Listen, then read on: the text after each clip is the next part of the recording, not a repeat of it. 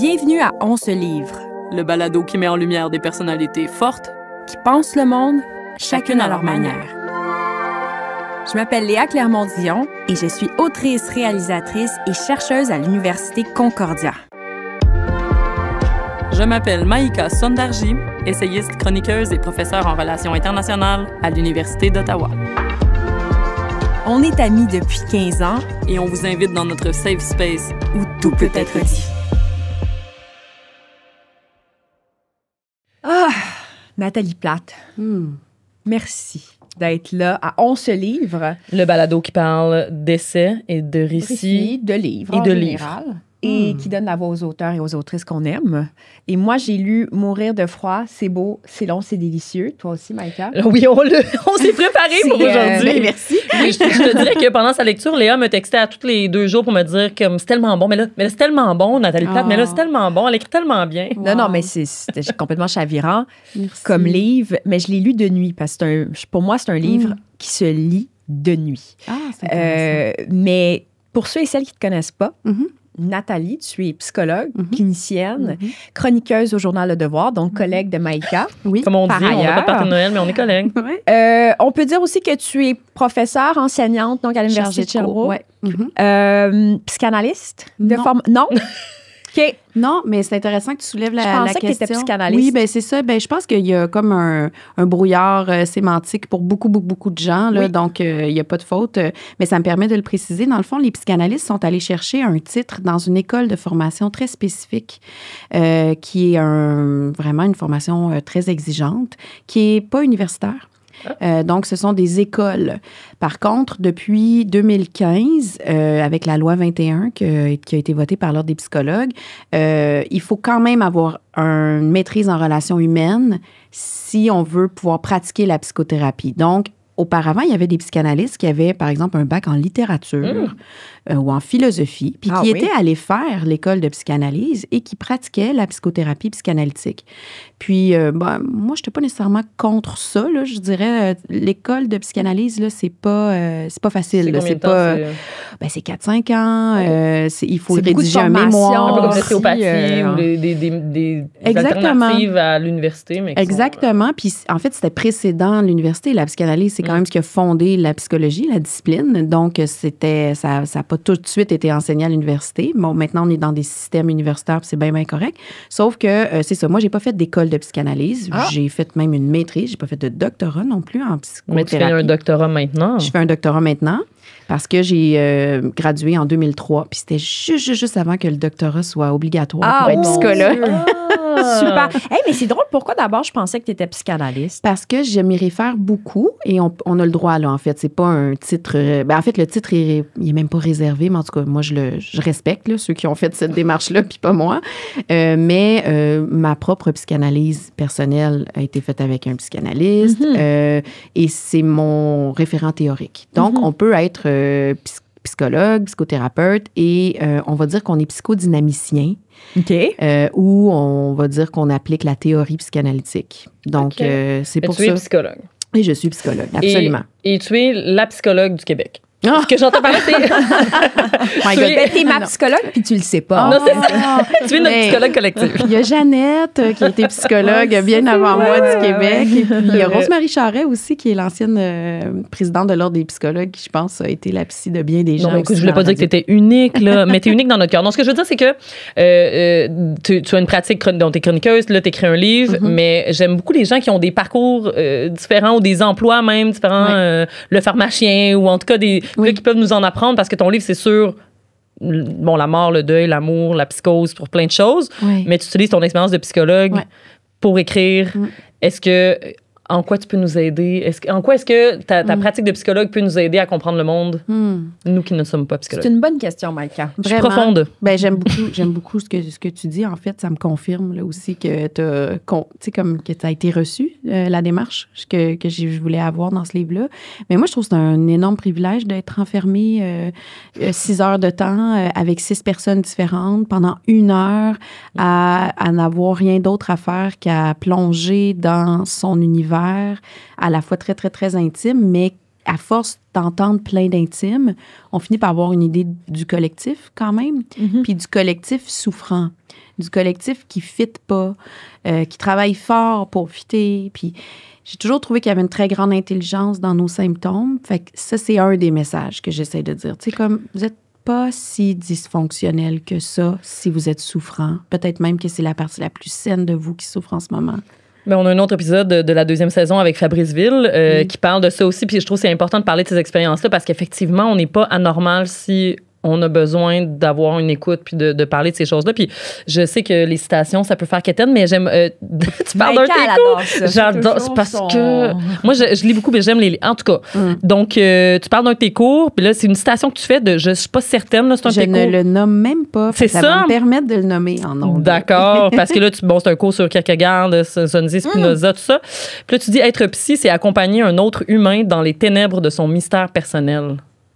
Tellement beau. C'est ça que tu fais tous les jours? Ben, j'essaye.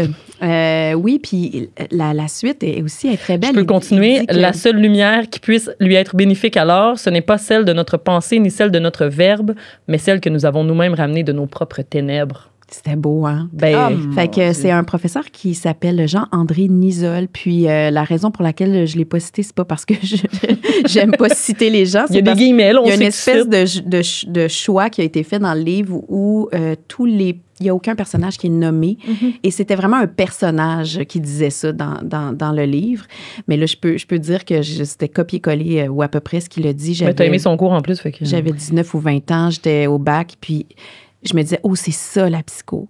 Et je dois dire que c'était pas vraiment ça que j'entendais dans les autres cours. Ça veut pas dire que c'était pas intéressant, mais ça nous parlait plus de gris psychopathologiques, ça nous parlait d'un langage qui, pour moi, se rapproche beaucoup plus du médical. Ma profession s'est énormément médicalisée en 20 ans. Et lui, il nous parlait de philosophie. Il nous parlait, mais c'est ça. C'est ça. Puis on le ressent aussi dans ton écriture. Puis avant de plonger, moi, je veux quand même mettre en contexte le livre pour que les gens comprennent bien. Premièrement, moi, je dirais que c'est un livre littéraire. Il faut le mettre en contexte comme ça. La plume et le style est tellement beau. Sincèrement, comme je te dis, moi, c'est une plume qui m'a chavirée, d'abord. Et si on avait à résumer, puis tu me diras si je me trompe, mais je pense que tu racontes justement ton rapport au deuil, à la mort, apprivoiser justement cette possible mort qui t'entoure et à travers aussi, finalement, des éclats d'amour que tu as pu croiser dans ta vie, dont un homme qui a vécu une psychose, qui a, je pense qu'il y a des tendances psychotiques, en fait, en général, de ce qu'on constate. Puis tu racontes, finalement, dans ça, à travers, je dirais, cette façon d'apprivoiser la mort, tu racontes l'amour. Puis l'amour avec un grand A, avec des gens qui ont des différences. Donc, encore une fois, c'est la souffrance d'un côté comme de l'autre, mais aussi le grand amour. Est-ce que j'ai bien... ça résume bien? Moi, ça me touche tellement quand les gens me parlent de ce qu'ils comprennent du livre. Oui, parce que tu as tout à fait saisi. Tu as éprouvé aussi. Je l'ai senti, ton livre. Ouais. Puis est-ce que tu en as parlé parce que tu penses qu'on a un malaise avec la mort? Tu sais, est-ce qu'on a de la difficulté à l'apprivoiser? C'était moins un élan, je dirais, intellectualisé que oui, j'ai tendance à faire ça, oui. Oui, mais non, mais après, il y a eu aussi ça me permet de dire, tu sais, qu'on ne sait pas comment le classer, le livre. Est-ce un essai-création? Est-ce un récit? Est-ce un roman? Tout ça, parce qu'il y a eu de l'intellectuel aussi qui est venu s'accoler, au fond, sur un élan. Puis c'est un élan qui était incontrôlable, là, un peu comme cette passion-là. Ça se voit, ça s'entend, puis ça se ressent. C'est pour ça que je disais tout à l'heure, le livre, je l'ai lu la nuit. Parce que je me sentais dans mon subconscient. On dirait que ce livre-là me parle dans mon fond intérieur, puis des choses des affects qu'on dirait que je vais renier. Parle-nous-en. Non. Ouvre-toi. Je vous en parlerai pas. Non, c'est pas vrai.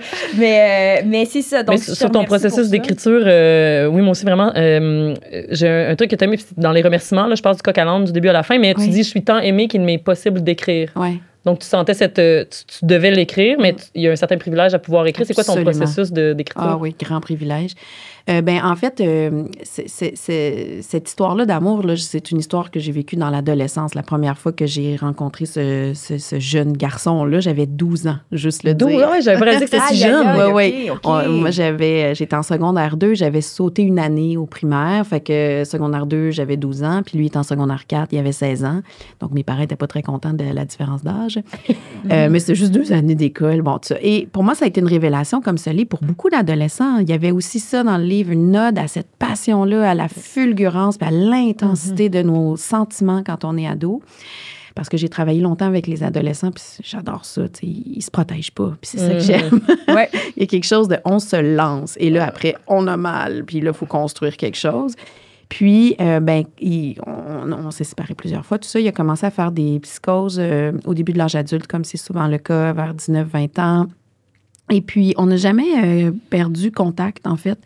Et puis, moi qui étudiais en psycho, qui pouvait probablement tout avoir pour le diagnostiquer, mais parce qu'il était arrivé dans ma vie par ailleurs que la tête, par le corps et le cœur, beaucoup, je prenais pas cette grille-là. Puis ça me permettait de rester en contact, en lien avec lui jusqu'à la fin.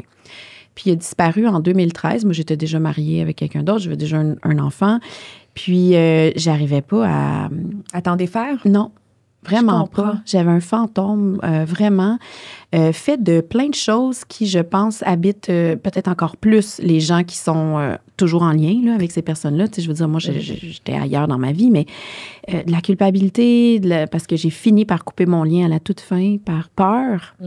Donc, je fais pas la leçon à personne là-dessus. Là, j'ai écrit un livre là-dessus aussi, oui. un roman qui était justement sur la coupure avec une personne qui a fait une psychose, parce que des fois, on est... exact. On n'est pas capable. Là. On n'est pas capable, puis on doit se respecter là-dedans. Donc, c'est pas une leçon de laisser les pas tomber, là, comme j'avais réagi fortement dans une chronique que j'avais écrite dans Le Devoir par rapport au décès de Karim Ouellet, quand on a retrouvé son corps. Puis il y avait des gens qui avaient critiqué la famille, comme comment avez-vous osé le laisser seul à Noël? Puis j'étais comme, non, mais vous avez aucune idée. Ouais. Non, moi, c'était un ami Karim aussi, tu sais, puis c'est complexe comme situation. C'est très complexe. C'est très complexe. J'ai essayé de suspendre le plus possible le jugement envers tout le monde. Je pense que les seuls que je critique un peu, c'est mes collègues psy, puis la psychologie.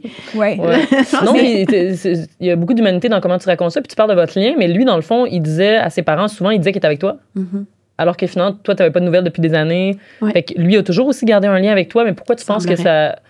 Tu sais, parce que c'est un amour d'adolescent, bon, je comprends, c'est intense, mais après d'avoir gardé ce lien-là aussi longtemps... Je sais pas. Je sais pas, c'est un beau mystère. Après, je pense qu'il pensait pas à moi tous les jours. Là. Je veux pas me donner trop d'importance. Là. Mais on avait vraiment vécu quelque chose de poétiquement fort. On s'écrivait. Je sais pas. Puis moi, je pense qu'il y en a plus qu'on pense qui traînent encore avec eux leur premier amour. Oui. Mais pas moi, mais mettons comme... Ce que tu racontes comme sentiment, tu peux le vivre plus tard aussi. Oui, je veux dire, la fulgurance d'un amour comme ça peut venir plus tard. Tout à fait. Tu peux être adolescent vieux aussi. Tout à fait. Tu peux réagir de cette façon-là. Mais moi, j'aimerais ça que tu nous expliques un peu la psychose. Le caractère psychotique, ça vient d'où? On dirait que j'ai de la misère à le saisir. Puis je te dis off the record que je suis assez néophyte en psychologie. Puis on dirait que j'ai besoin d'avoir des clés pour comprendre. Oui, oui, puis je vais commencer par te dire que la science, disons, si on l'appelle comme ça, de la psychologie, en tout cas celle que j'aime, elle va rester quand même très prudente pour expliquer la psychose. C'est le grand mystère là, qui nous échappe. Là. On a des théories, mais je veux dire, si on est honnête, là, psychiatres, médecins, psy, travailleurs sociaux, tous les gens qui sont surtout ceux qui sont sur les premières lignes, là, les organismes communautaires, s'il y a quelqu'un qui arrive ici et qui dit « Moi, je vais t'expliquer ça, la psychose, voici d'où ça vient, puis voici ce qui se passe », tu sais, c'est vraiment un bout. Puis c'est ça aussi qui est fascinant en même temps. Puis c'est ce bout-là que j'ai essayé de parler. Parce qu'on le sait que c'est tragique, la psychose. En gros, c'est un esprit qui se disloque, là. C'est le morcellement de la psyché. C'est un peu la perte de contact avec la réalité. C'est le moment où, par exemple, si on prend on va prendre un vieux vocabulaire qui est le vocabulaire psychanalytique qui parlait de psychose, d'état limite et de névrose.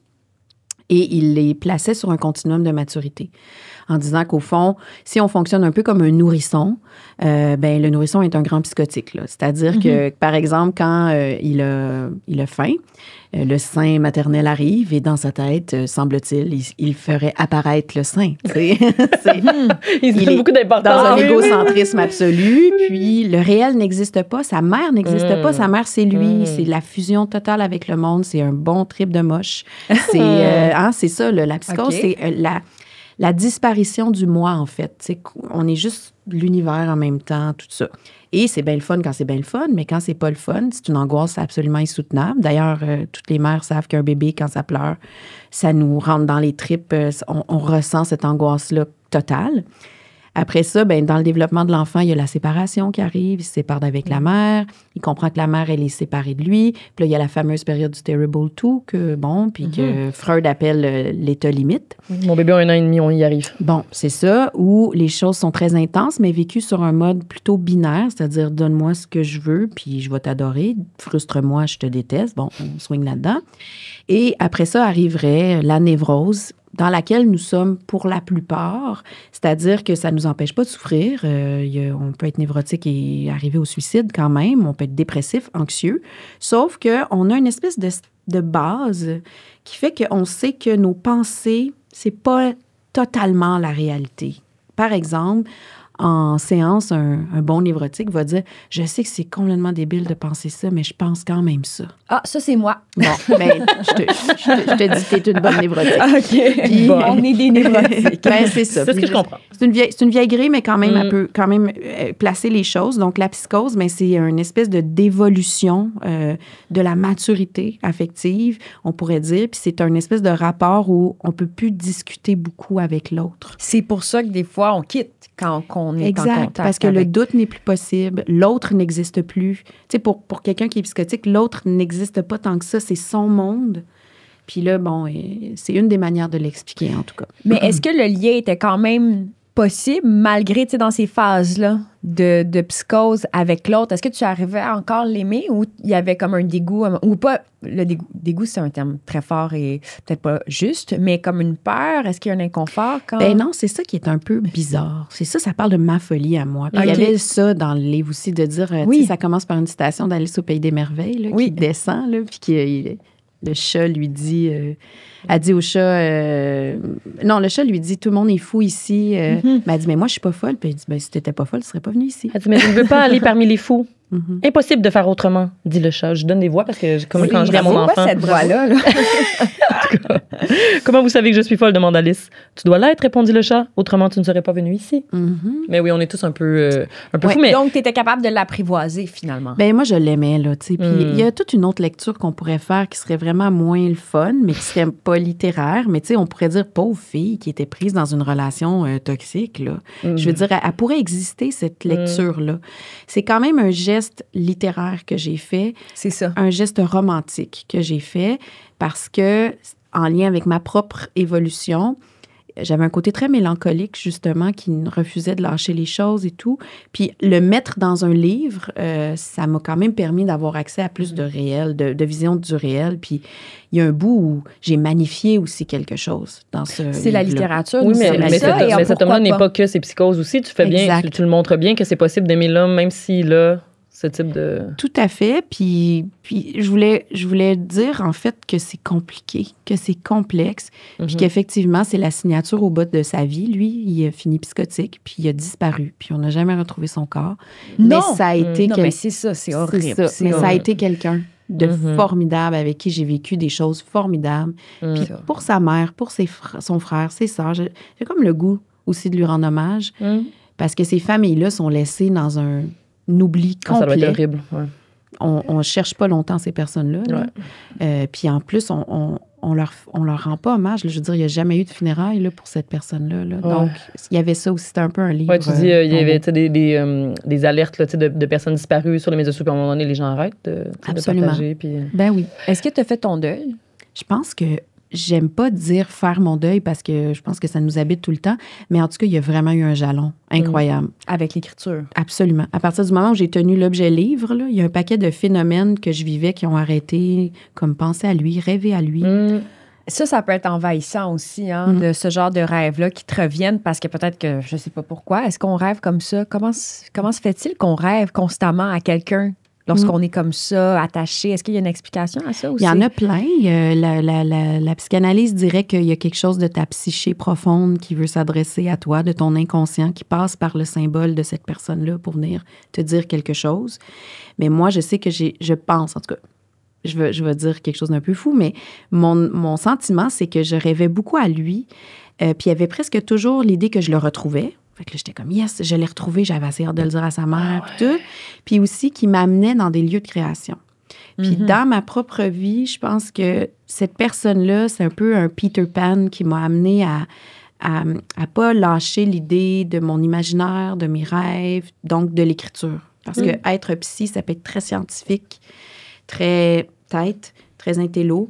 Puis je pense que, en écrivant le livre, c'est comme si j'ai plus besoin de réévaluer parce que je l'ai fait. L'amour est un vecteur de création. Vraiment, l'amour vraiment. profond. Puis, tu sais, je dis pas ça comme contre ton mari ou quoi que ce soit. C'est pas parce que tu aimes quelqu'un que tu aimes pas l'autre, là. Non. Ça a-tu créé une petite tension, ça? Pas du tout. Non, hein? Non, parce qu'il le sait très bien. Ça fait 20 ans aussi. C'est ça. C'est un autre type d'amour qui est... C'est un amour qui est pas réel. Ouais. Faut le dire. C'est un amour qui n'est pas réel. Mais, ça me chavire, par contre, un peu quand tu le dis comme ça, mais c'est confrontant. Mais c'est pour ça qu'ils peuvent rester avec nous même s'ils ne sont pas présents. Exactement. C'est un amour éthéré, fantasmé, idéalisé, mais l'amour réel a passé par une phase complètement... on vire sur le top, là, au début, là, puis après, on construit, on bâtit. Puis oui, je pense qu'il y a quelque chose qui change en intimité profonde, puis je les mets pas sur des échelles non, c'est ça. Comparées. Moi, je revenais sur un truc que tu viens de dire sur comment la psychologie, c'est intellectuel, puis c'est très cognitif, puis tu racontes beaucoup ton évolution comme thérapeute, puis j'aime ça parce que là, tu parles de maintenant, tu tutoies tes patients, tu leur offres un café, quand tu les croises dans la rue, tu permets de leur parler ou de leur dire bonjour. Moi, je pensais que les thérapeutes ne pouvaient pas faire ça. Je pensais qu'il fallait vraiment qu'il y ait une coupure. Puis je me demandais pourquoi est-ce que tu as changé d'approche? Qu'est-ce que ça a amené de différent dans ta pratique? C'est quoi ce processus-là comme thérapeute de changer d'approche? Tellement des belles questions. Mon Dieu, c'est on se livre le balado où on va en profondeur. Non. C'est un cheminement que je ne suis pas la seule à faire. C'est un mouvement. Il y a un mouvement de repenser ces rapports-là.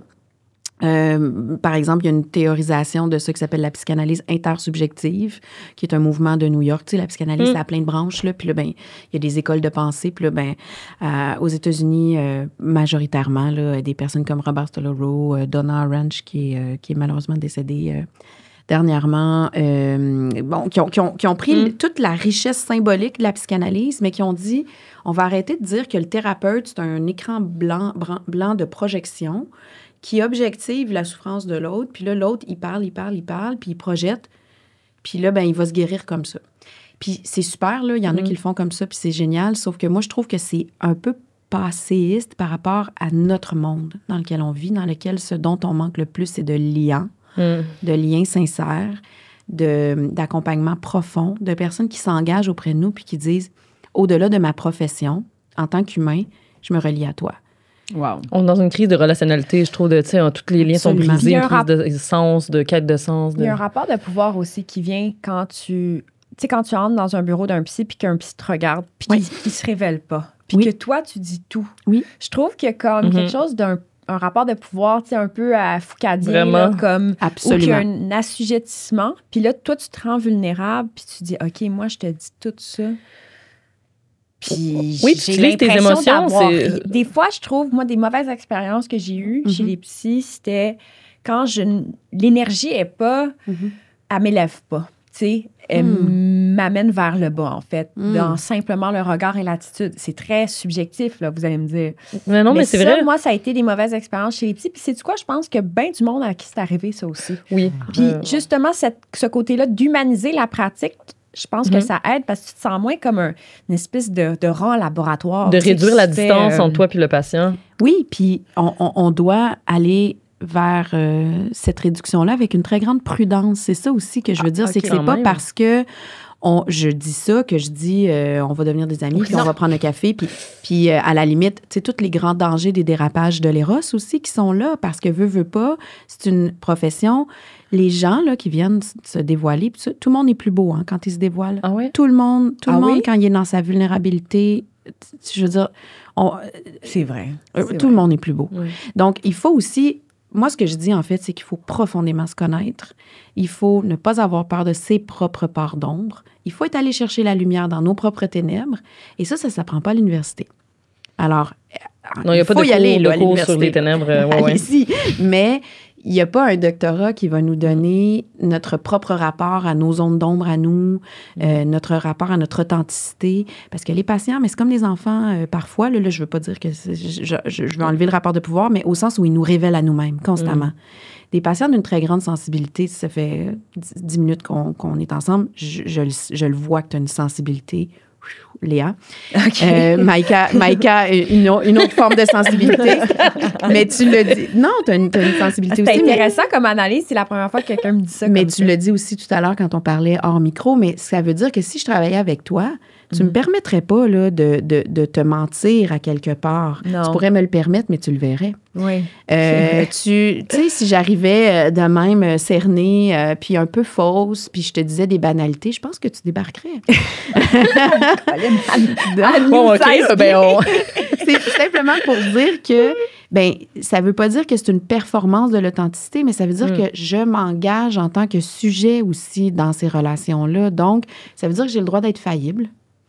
Ça veut dire que si, par exemple, tu me dis, mais c'est n'importe quoi ce que tu me dis là ce matin, que je pars à rire et je te dis, hey, t'as raison, je vais me prendre un autre café, il y a quelque chose qui est peut-être un petit peu plus vrai. Puis moi, je prétends que ça peut peut-être plus nous supporter à long terme. Mais de réduire cette distance-là, est-ce que ça t'affecte pas plus comme thérapeute? Je pense que oui aussi. C'est plus perméable à tout ce qui se dit. Je pense que oui aussi. Et c'est pour ça qu'il faut revoir nos structures de prise en soin les uns des autres. Et je pense que le thérapeute a beaucoup besoin de prendre soin de lui, de faire prendre soin de lui et de sortir d'une affaire judéo-chrétien de pastoral, là, pas de pastoral, mais je pense que je le dis dans le livre, d'une disposition presque pastorale dans laquelle je prends soin du monde et je suis dédiée.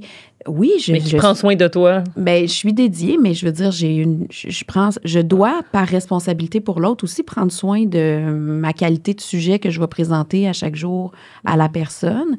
Fait que c'est tout ça qui est à repenser avec un peu plus de liberté, je pense. C'est une charge mentale aussi. Tu sais, je sais pas comment vous faites les psys pour recevoir ça, parce que moi, des fois, j'ai des témoignages avec les sujets que j'aborde. Là, souvent, j'ai des témoignages. Puis, évidemment, j'ai aucune formation, mais c'est l'écoute là, qu'on privilégie le plus. Moi, c'est ce que je privilégie. C'est la base. À force d'avoir exercé ça. Mais quand c'est ça toute la journée. Mais moi, des fois, il faut que je mette un frein à la communication constante. Mettons, tu sais, puis c'est rien contre le monde, mais ma page Facebook, j'ai coupé la boîte de messagerie parce que c'était trop. Tu sais, puis c'est ça que je veux dire, en fait, par rapport à la brèche qu'on ouvre quand on humanise ces rapports-là, c'est que tu peux pas non plus, je veux dire, être l'ami de. Non. Tu peux pas répondre 24 heures sur 24. Puis j'imagine qu'il y a des gens qui développent une dépendance. Ah oui, ça c'est sûr. Ça fait partie du grand risque, du beau risque.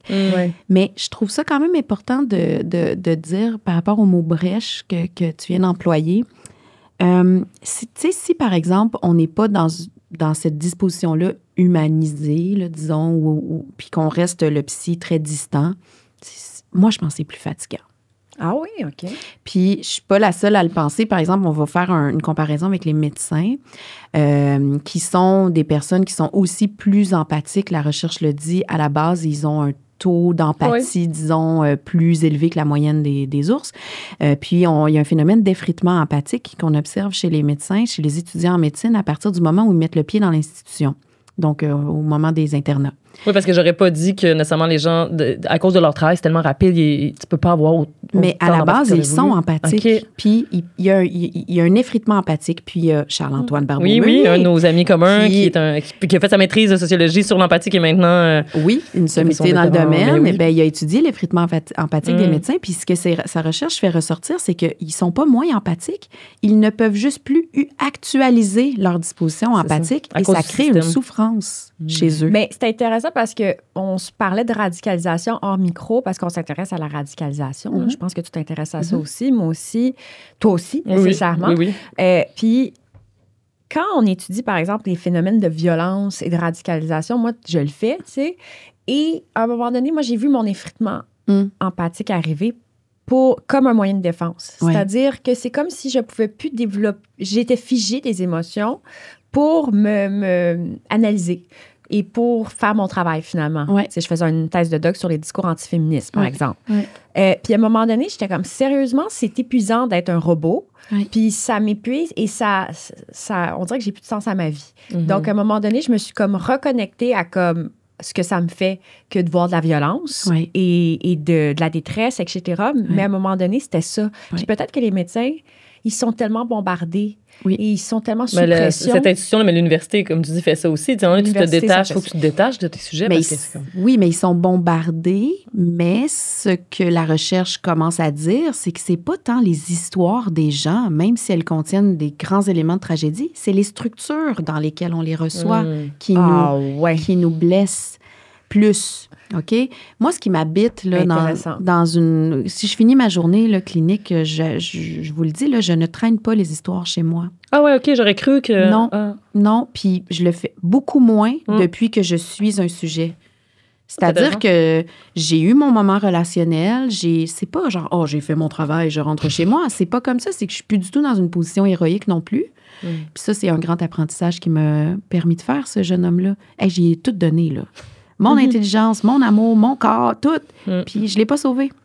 Grande leçon d'humilité.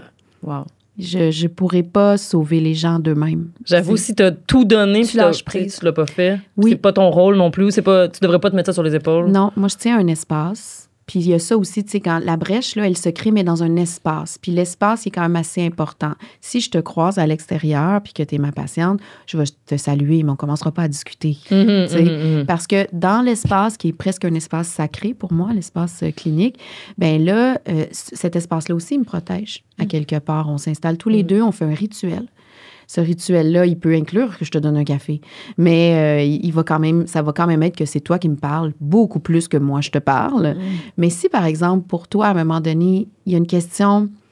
Je me rappelle, j'ai travaillé longtemps avec les mères qui avaient eu des accouchements traumatiques et donc il y avait des histoires de morte-naissance. Le bébé décède à la naissance. Il y a une histoire que tu racontes que j'ai vraiment eu beaucoup d'émotions. Ouais. Bien, à un moment donné, il y en a une qui avait dit, ça t'es-tu arrivé? Elle avait besoin de vérifier. Elle avait vraiment besoin de vérifier. Puis mon Dieu, je la comprends tellement. Puis je lui ai dit non, ça ne m'est pas arrivé. Parce qu'elle me trouvait très empathique. Puis pour elle, elle a eu besoin de valider ça. Elle t'a posé cette question. Oui, puis j'ai pas eu envie d'y donner la réponse psychanalytique. Qu'est-ce que ça changerait pour vous?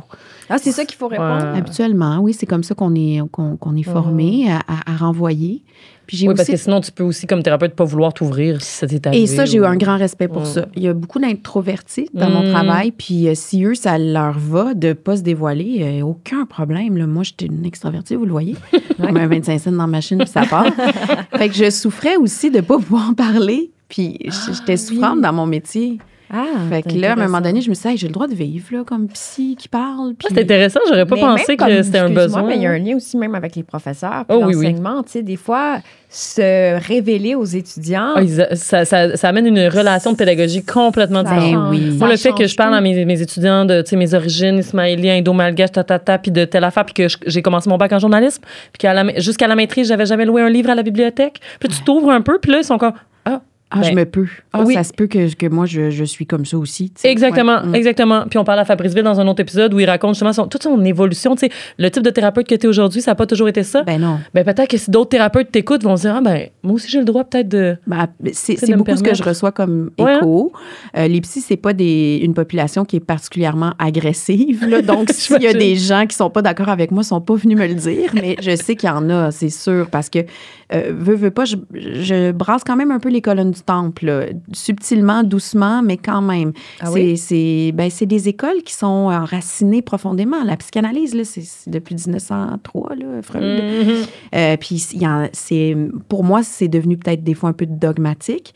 Mais il y a des excellents psychanalystes qui font un travail extraordinaire et tout ça. Fait que ça se peut que ça les trouble un peu, là, que je dise, moi, j'ai salué mes patients, puis moi, je parle des fois. Tu me confirmes parce que j'avais l'impression de lire ça, puis je me disais, mais ça doit pas être tous les thérapeutes qui sont comme ça aujourd'hui. Moi, je rêverais d'avoir une thérapeute comme ça. Puis bon, on parlera pas de tous les problèmes de se trouver des thérapeutes, mais. Ils sont là aussi. Non, mais juste, en fait, moi, il y a une question, pas technique, mais il y a une question qui m'est venue en lisant le livre. Comment faire pour mettre en valeur la voix des patients-patientes sans justement enfreindre un code déontologique? C'est-tu possible de le faire? Comment est-ce que tu as pu jongler avec ça? Bien, en fait, les cas que j'ai racontés dans le livre sont des amalgames créés à partir de plusieurs histoires. Et j'ai changé souvent le genre des données, en fait, pour vraiment que personne ne se sente dévoilé. Je fais un peu la même chose dans les chroniques, c'est-à-dire que je vais parler de la clinique. Mais je dois dire que moi, je vis quelque chose qui est assez rare, que je me sens assez seule, là, puis j'avance là-dedans à tâtons, c'est que j'ai une vie publique dans laquelle je me dévoile et j'ai un rôle de psy. Donc, mes patients me lisent et m'en parlent. Et là, je veux dire, je suis dévoilée. C'est confrontant? Oui, c'est confrontant. Je dois être en forme le lundi matin, moi. Tu sais, je dois être toute là. Ah ouais, hein? Parce que là, c'est comme, moi, là, je t'ai lu telle affaire. Est-ce que tu parlais de moi? Non. Tu sais, bon. J'ai donc compris que c'est ça que tu valorisais. Puis là, moi, ça m'a fait vivre telle inquiétude parce que je suis différent. Tu sais, je veux dire, oui, c'est pour ça qu'il n'y a pas beaucoup de psychologues qui écrivent sur leur expérience et ça nous aide comme société à comprendre mieux des choses, mais effectivement, c'est... Oui. Mais est-ce que tu apprécies quand même ce dialogue ouvert avec les patients sur tes écrits ou c'est comme un peu compliqué à gérer, ça? C'est compliqué, mais j'apprécie. Mais tu sais, j'apprécie d'être dans un lieu d'exploration, là. Tu sais, puis c'est pas... je minimise pas les risques, là. Tu sais, je veux dire, je suis très consciente de mes responsabilités professionnelles et tout ça. Mais je sens quand même qu'on est dans un moment de bascule dans le monde. On est dans une vaste situation limite, là. Je veux dire, on le voit avec ce qui se passe aux États-Unis, avec tout l'effondrement de nos structures. Le psy doit repenser sa façon. Et moi, je me pense pas comme une pionnière, mais je me pense comme une exploratrice un peu. Et je veux documenter ça. Donc, je suis pas la seule à le faire. Mon éditeur, Nicolas Lévesque, travaillait comme ça aussi. Là, il a suspendu la clinique pour vraiment s'enligner plus dans l'édition. Mais, je veux dire, on échange là-dessus, puis off the record et dans les couloirs et dans les corridors, on est beaucoup de psy à se questionner. L'état du monde, il rentre là, dans nos cliniques. Là. On sent la détresse. T'sais, on sent, comme je te dis, l'école, pour moi, c'est quand même une espèce d'écho où on voit que les jeunes sont en détresse, sont anxieux. Et moi, j'ai pas de données probantes, mais j'ai l'impression qu'il y a une anxiété grandissante chez les jeunes. Est-ce que de plus en plus, c'est Léa qui parle de ça dans nos notes du mal-être contemporain, est-ce que tu vois une différence? Ben oui. Ah oui, complètement. Ah oui? Juste en 20 ans. Ah ouais, Qu'est-ce que tu vois différent depuis 20 ans? En fait, je vois je dis souvent cet exemple-là, là, où il y a 20 ans, quand j'étais psy pour enfants, majoritairement, puis les parents, ils m'appelaient, mettons un cas typique, c'est mon enfant, il a mal au ventre, il veut plus aller à l'école, il veut pas vraiment me parler, il a l'air triste. Est-ce que tu voudrais, Nathalie, s'il te plaît, le rencontrer, m'aider à le comprendre, puis je pense qu'il a besoin de parler. Ça, c'était ma demande. Maintenant, c'est mon enfant, il a un TDAH avec un trouble anxieux. Est-ce que tu voudrais le rencontrer pour lui donner des trucs pour qu'il gère son anxiété? On est encore dans la gestion, dans la performance. Avez-vous vu la différence du langage? Oui. Moi, je la trouve vraiment troublante. On médicalise, on psychopathologise, puis on utilise des mots économiques. Gérer. Est-ce que tu veux m'aider à me gérer, me donner des outils? C'est très technique. Pour qu'il soit fonctionnel dans la normalité qu'on attend de lui. Oui. Puis là, je juge pas les parents. Là. C'est vraiment important de le dire, là, parce que, je veux dire, on prend les outils langagiers qui nous sont offerts. Mais... En tout cas, si j'ai un militantisme dans ma prise de parole, il est là, c'est de vraiment arrêter de psychopathologiser nos états humains. Nous sommes terrifiés en ce moment. Est-ce que c'est de l'anxiété? Moi, je appelle ça de la lucidité, peut-être. Nous sommes terrifiés par Trump, nous sommes terrifiés par les changements climatiques. On a peur. C'est ça le mot, là. On peut donner plein de mots poétiques là-dessus. Est-ce que c'est de l'anxiété? Bien, peut-être, mais je trouve que si on dit que c'est l'anxiété puis que ce mot-là s'autonomise de sa racine lucide puis qui devient un trouble de santé mentale, un mot que j'aime pas, comme Foucault, qui aimait pas ça, malade mental. Il disait « je préfère fou à malade mental » parce qu'il n'y a pas de rapport de pouvoir là-dedans. Bien là, ça justifie aussi la prise de médication puis ça justifie surtout qu'on cesse de remettre en question la norme. Si on est autant de personnes à avoir besoin de se médicamenter pour correspondre à ces normes-là. Moi, je ne suis pas contre la médication, mais je me dis... Peut-être qu'il y a un problème avec la norme. Ouais. C'est vrai que j'ai un enfant, puis je pense souvent, ma mère me dit toujours d'arrêter de dire qu'elle est timide, par exemple. Moi, je dis toujours, elle est timide, mais il y a un concept de sécurité ontologique qui est intéressant parce que plus tu dis de quelqu'un qu'il est de telle manière ou qu'il a tel trouble ou qu'il est, ben, ça te définit. Même si c'est négatif, ça te donne une certaine sécurité avec, moi, ontologiquement, je suis une personne anxieuse, donc dès le jeune âge, puis ils vont grandir avec ça. Ah, j'aime ça. Fait que ça peut t'influencer dans comment tu te perçois. Moi, j'avais vécu enfant, parce que j'avais des troubles alimentaires, puis j'en ai parlé dans le balado de Fabrice, puisqu'on parlait de santé mentale. Mais je me rappelle quand les gens commençaient à me dire « tu es anorexique », ça me troublait dans le sens où c'était rendu ça mon identité. Alors que si on m'avait pas tant dit ça, peut-être que j'aurais juste comme travailler sur moi-même, puis les troubles alimentaires auraient peut-être disparu. C'est comme de dire c'est une personne en situation d'itinérance versus itinérant. Tu sais, c'est pas, ça te définit pas. En fait, c'est étiqueter puis stigmatiser en quelque sorte. Là, après, réduire à quelque chose, réduire à une étiquette. On a besoin de simplifier les affaires. Donc, puis je veux comme peut-être juste apporter cette nuance-là, c'est que la sécurité ontologique, je trouve ça super intéressant. Puis je sais pas, Léa, si tu as vécu ça, mais quand au début, on te dit tu as quelque chose qui se peut et ça se nomme comme ça, ça fait beaucoup de bien. C'est vrai, c'est vrai. C'est extrêmement soulageant. Tu sais, des fois, il y a des groupes de soutien qui vont s'organiser autour de, tu sais, on est TDAH, on est tous de même, ça fait du bien, ça crée du lien, ça crée de la communauté. Fait que je suis pas anti-diagnostic non plus. Non, c'est ça. Mais comme beaucoup de choses dans notre monde, on part avec un petit concept valise ou une petite étiquette, puis on met plein d'affaires là-dedans. Puis surtout, on évacue la complexité et le sujet. Toi, Léa, tu as eu un trouble alimentaire, mais c'est vraiment pas la même chose que telle autre patiente que j'ai eue, parce que c'est ton histoire, c'est toi qui m'intéresse. Tu sais, donc, quand, mettons, je me rappelle une patiente qui vient, puis elle me dit, il faut juste que je te dise, j'ai un trouble bipolaire, je dis, ça m'intéresse pas. J'étais un peu bold là-dedans, mais j'ai dit, c'est toi qui m'intéresse.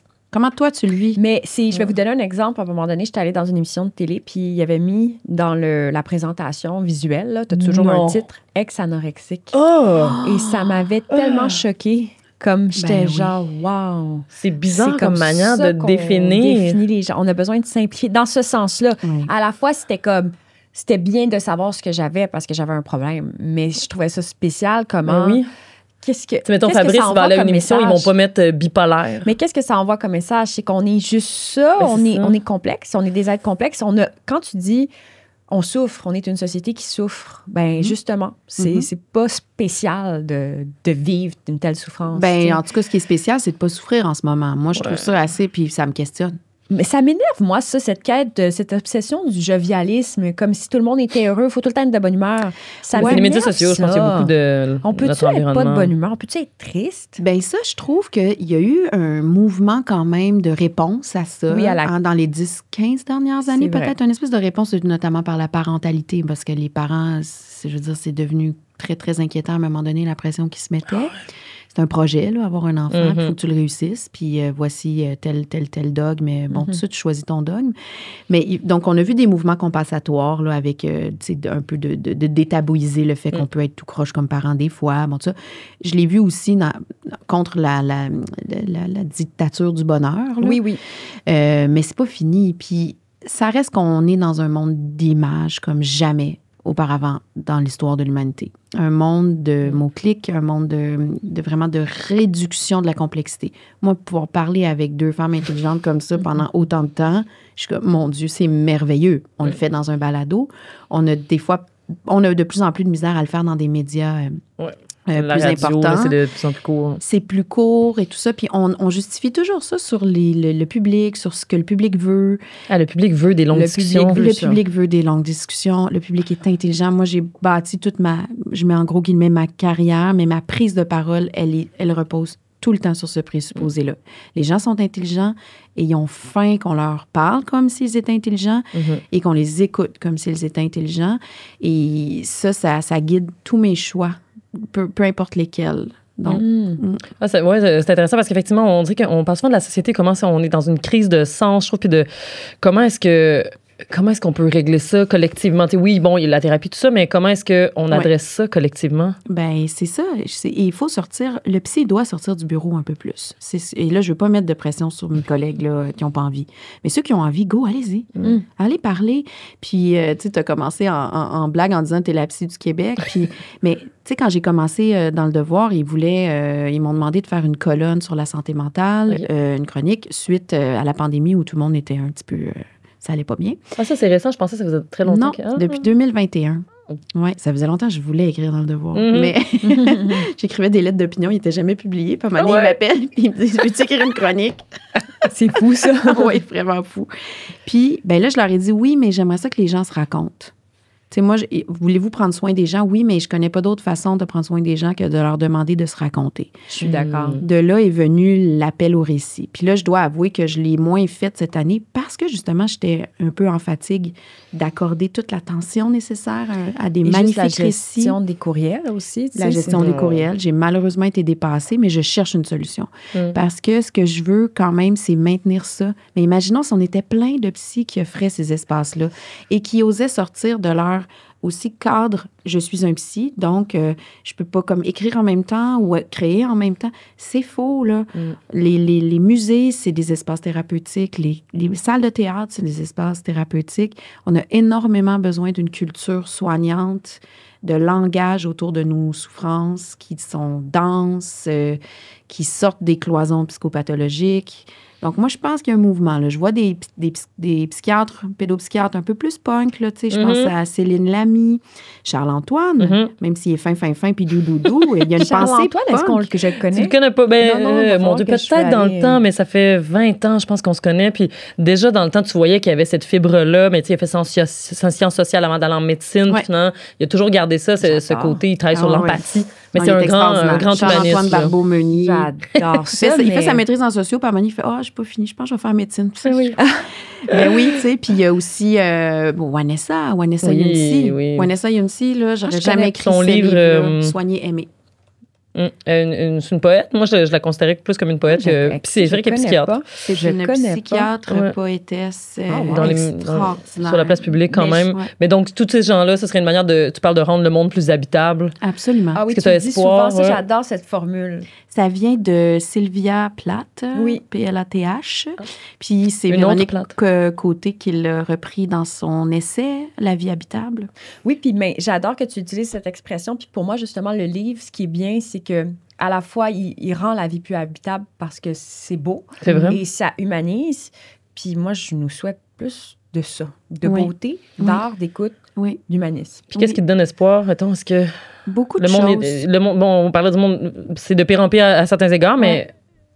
Oui, bien moi, c'est ça, c'est pas du jovialisme. Je pense que je suis allée chercher ma lumière dans le fond des ténèbres une couple de fois. Puis, tu sais, récemment, j'ai eu un épisode de maladie grave. J'étais très malade en 2020. J'ai eu un cancer. Donc, moi, quand j'écrivais mes premières chroniques, là, j'avais une petite repousse, là, post-chimiothérapie. T'étais en rémission? Oui. OK. C'est ça. Mais je suis officiellement en rémission depuis avant-hier. Wow! Yes! Wow! Ça prend des années avant que ça soit officiel. Ben, en fait, c'est moi aussi qui me l'autoproclame parce que les oncologues sont assez prudents. Ouais. C'est un cancer du sein agressif avant 40 ans. Il y a beaucoup de risques de récidive, mais disons que j'ai pris une médication post-cancer assez difficile à tolérer et je l'ai pris pendant 4 ans et 9 mois. Puis là, j'ai vu mon oncologue m'a dit, puis je suis plus capable. Il m'a dit, OK, c'est bon. Wow. Je pense que tu as fait ce que tu pouvais. Je suis tellement contente pour toi. C'est fou comme... Félicitations. Mais ça m'aide beaucoup à voir la lumière. Ça m'aide beaucoup à voir la lumière. Étrangement, oui et non. Là, les épreuves comme ça peuvent t'amener à avoir plus d'espoir. Je suis poquée. Je suis traumatisée aussi, mais j'ai vu tellement de belles choses. Je veux dire, j'ai eu mon cancer pendant la pandémie. Là, donc, moi, je n'avais pas d'accompagnement. J'étais toute seule en chimio, mais je n'étais pas toute seule. J'avais mes partenaires de chimio. Puis, je veux dire, des moments comme ça où le monde est un peu en train de vivre sa première grande maladie. Nous, on est en chimio, on est tout un peu... Mais j'ai ri comme jamais là, avec des gens qui venaient pas de la même classe sociale que moi, qui avaient peut-être pas les mêmes valeurs, on avait des enjeux, mais on était tous c'est un peu des camarades de tranchée, là. J'ai beaucoup ri là, avec ces gens-là parce que vu qu'on n'avait pas chacun nos accompagnateurs, ben il y avait une cloison qui était tombée. Elle a vécu ça sans pouvoir avoir quelqu'un comme toi. Tu as vécu ton accouchement? Oui, j'ai vécu mon accouchement en pandémie. Puis, en fait, j'ai attrapé la COVID. Là, alors, ils m'ont isolée dans une salle. Mais c'est le genre de moment où tu as besoin d'avoir... J'ai demandé... tu sais, je savais pas ce que je demandais. Là, j'ai demandé des Valium, là, comme en accouchant, parce que je pouvais pas être avec mon chum non plus. Alors, c'est 2 semaines sans contact physique avec mon chum alors que je viens d'accoucher. En tout cas, c'était pas une belle période. Non. Mais... retrouver la joie à travers ça, c'est quand même... c'est important. Mais là, dans ton cas, il y a comme une question de collectif. Il y avait une collectivité pareille, parce qu'on était tous immunosupprimés ensemble. Est-ce que vous avez gardé des liens? J'ai gardé des liens, malheureusement. C'est comme quand tu deviens ami avec des cancéreux, t'en perds beaucoup, là. Fait que, non, tout le temps là, je deviens émotive, mais c'est ça, j'ai eu le temps de perdre des personnes que j'avais rencontrées pendant. Puis c'est des moments très forts. Je peux pas dire que c'était des amis. Ça serait comme pas respectueux pour les amis de ces personnes-là, mais on crée des liens là, d'une force très grande. Puis ça aussi, moi, j'avance beaucoup avec des leçons d'humilité, puis c'est pas parce que je me dis faut que je mange des baffes, là. C'est pas judéo-chrétien du tout, mais je pense qu'on a un ego qui nous amène à faire des choses, à se lancer dans le monde, mais c'est important qu'il soit rassis souvent. Puis, tu sais, la maladie, j'étais pas une psy, là. Je veux dire, j'avais pas de cheveux, j'avais pas de cils, j'avais pas de sourcils, j'avais une jaquette bleue comme tout le monde. Ouais. Puis, tout le monde s'en foutait de ce que je faisais à l'extérieur. Ouais. Donc, tu sais, ça rassoit. Puis, à partir de là, moi, je vois beaucoup de lumière. Je sais pas, il y a quelque chose où... Être en santé aussi, ça c'est un énorme privilège. Un énorme privilège. Puis, c'est ça. C'est à partir de là que je fais les choses aussi. Mourir de froid, c'est beau, c'est long, c'est délicieux. Faut que tout le monde le lise. Vraiment. D'ailleurs, il était en réimpression tellement qu'il se vendait. Oui, il était là en réimpression une couple de fois. Je pense que là, mes éditeurs, ils commencent à comprendre qu'il faut en faire plus. Oui, je pense. Là, oui. Faisant des boîtes d'amour pour eux, là, ceci dit. Est-ce qu'il y en aura d'autres? Oui, je travaille sur un autre essai actuellement. Oui. Bon, mais super. On t'invitera à la 8e saison de On se lit. Merci tellement pour cette belle invitation. Bravo. Un beau cadeau que tu nous fais. Merci.